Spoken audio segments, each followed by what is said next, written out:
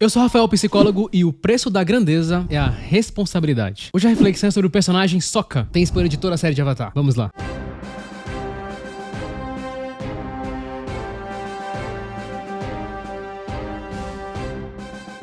Ver novamente a série de Avatar me deu uma percepção diferente de alguns personagens, e um deles foi o Sokka. Talvez ele é o personagem mais identificável para a maioria das pessoas. Afinal, na série todo mundo dobra alguma coisa, tem algum tipo de poder, e ele não. Além dele ter uma espécie de crescimento durante a série, vemos o tanto que ele muda de alguém bastante arrogante no começo, inseguro, para alguém mais humilde, disposto a aprender e mais seguro de si mesmo. E é isso que torna ele tão especial. Esse processo, ele passa de um garoto indefeso para uma pessoa assertiva e com uma enorme capacidade de liderança. Ele se tornou alguém confiável. Algo inimaginável de pensar quando a gente começa a assistir a série. Sokka teve que lidar com um grande peso em sua vida. Ele tinha que proteger as pessoas de seu tribo, pois ele era o único homem lá que poderia lutar. Seu pai tinha partido com outros guerreiros da água para lutar na Guerra dos 10 Anos, o que fez Sokka se sentir o novo responsável pela tribo, mesmo sendo muito jovem. Vemos isso desde o primeiro episódio, onde ele tenta criar seu próprio exército com a tribo de crianças da água. Então ele é o único guerreiro da vila, o único jovem, então essa responsabilidade paira nos ombros dele. Então isso explica um pouco essa forma dele arrogante mais de agir. De alguma maneira, como se fosse ele tentando emular algum tipo de confiança. Só que é justamente isso que impede ele de se desenvolver no começo. No começo ele acredita que o conhecimento que ele já possui é o suficiente. Ele percebe depois que não era bem assim. Como mostrou o pesador David Robson em estudo, geralmente as pessoas com mais senso de humildade têm grandes vantagens. Uma mentalidade humilde tem efeitos positivos significativos em nossas habilidades cognitivas, interpessoais e de tomada de decisão. Pessoas humildes também tendem a aprender melhor, a serem melhores em solucionar problemas. Alunos humildes, que são genuinamente abertos ao feedback, muitas vezes superam seus colegas naturalmente mais talentosos, que valorizam suas próprias habilidades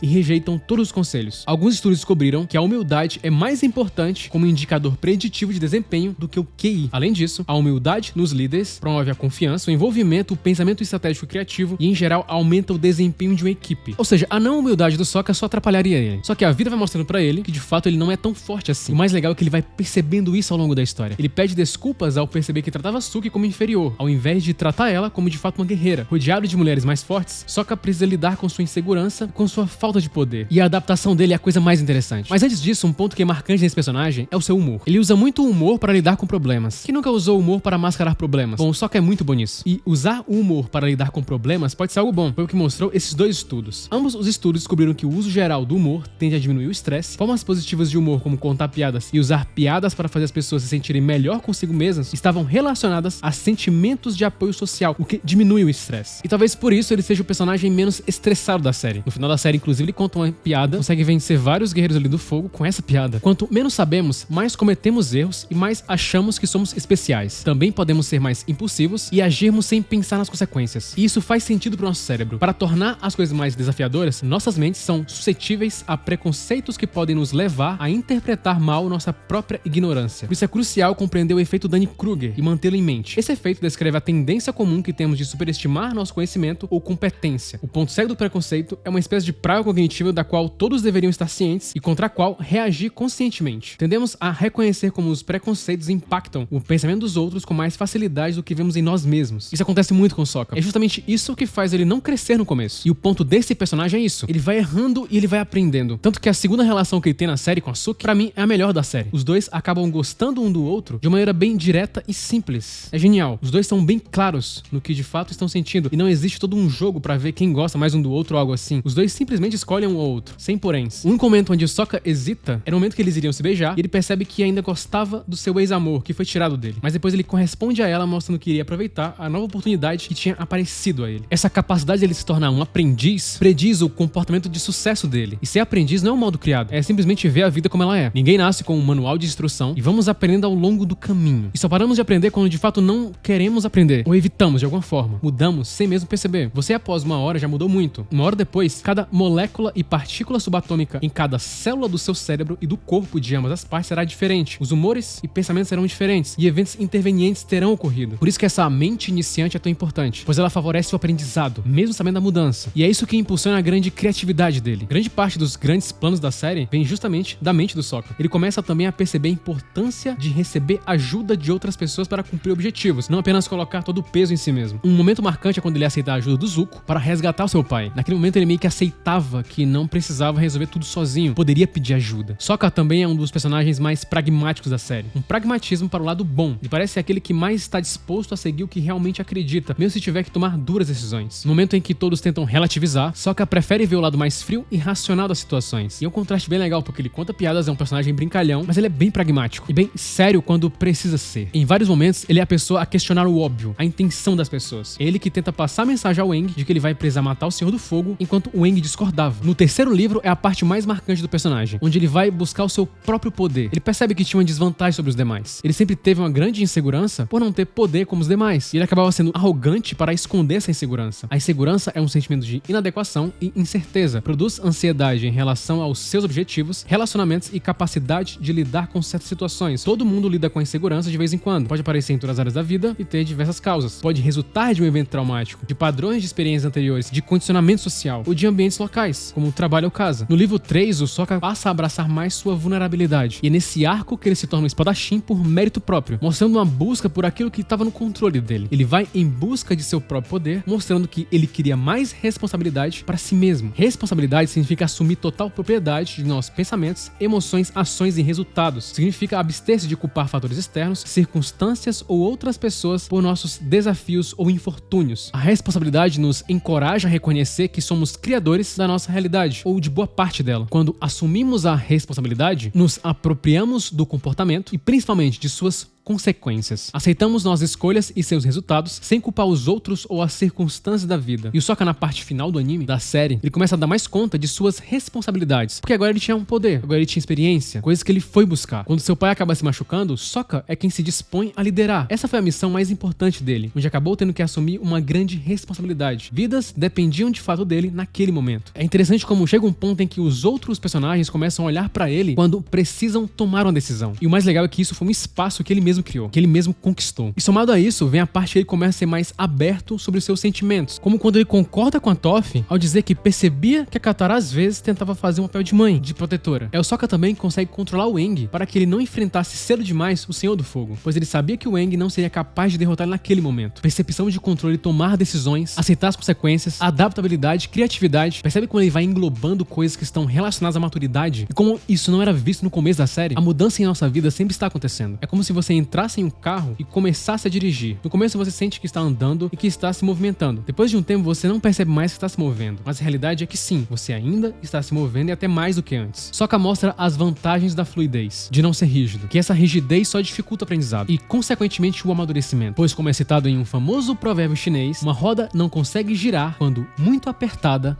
ao eixo. Curta, se inscreva e compartilhe. É apenas o começo.